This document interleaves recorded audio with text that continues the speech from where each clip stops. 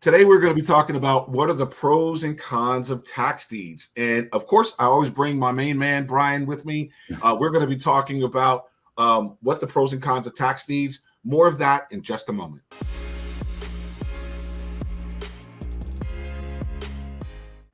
Hey, Brian, glad to have you with us this week, as always. And I know this is kind of like a round robin. We're just going through a whole bunch of content right now.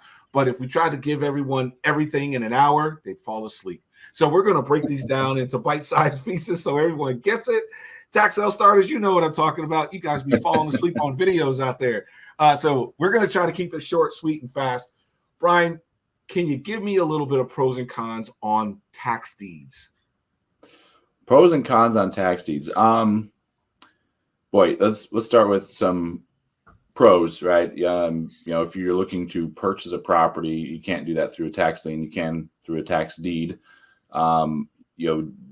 Typically, there's not as many, I'll say, institutional competitors in the tax deed side. On the tax lien side, if it's an online auction, you can almost bet there's going to be at least one large institutional investor that's competing, and they're in general, their tolerance of lower rates of return are much higher, right? So they're okay with lower rates of return, and so on the lien side and with online auctions, you see those returns going down, versus on deed auctions, returns can be fairly good as long as you still purchase right. Some of the cons of purchasing a deed is you are purchasing the property. That property can come with headaches, garbage in the title. It's not a traditional mortgage foreclosure where you own the deed with warranty.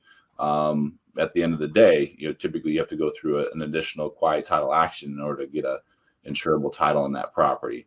So that's just something to be aware of. You also there's things that can happen to the property, and so you typically need to insure it. So there's going to be carrying costs. The other downside is typically deeds require more capital to get into. You can't get into a deed for, I'd say typically you can't get into a deed for a couple $1,000s like you can with a lien. I mean, to buy an improved property, you're probably going to be spending 30, 40, 50, 100 or more, right? And so you're going to be purchasing a lot higher as a percent of the market value on that property.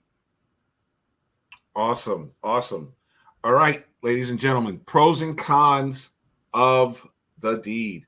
So Brian just covered some of the pros and cons of what tax deeds are. So we want to make sure that you're checking into these before you jump in. It's just not a automatic win because you're investing in the tax deeds, as Brian will tell you. There's never an automatic win. As sure as it seems, there's never an automatic win. So even though tax deed has its benefits, tax lien has its benefits as well. And we'll talk about those up next. But right now, we're just looking at the pros and cons. You have the tidbit. Make use of that information.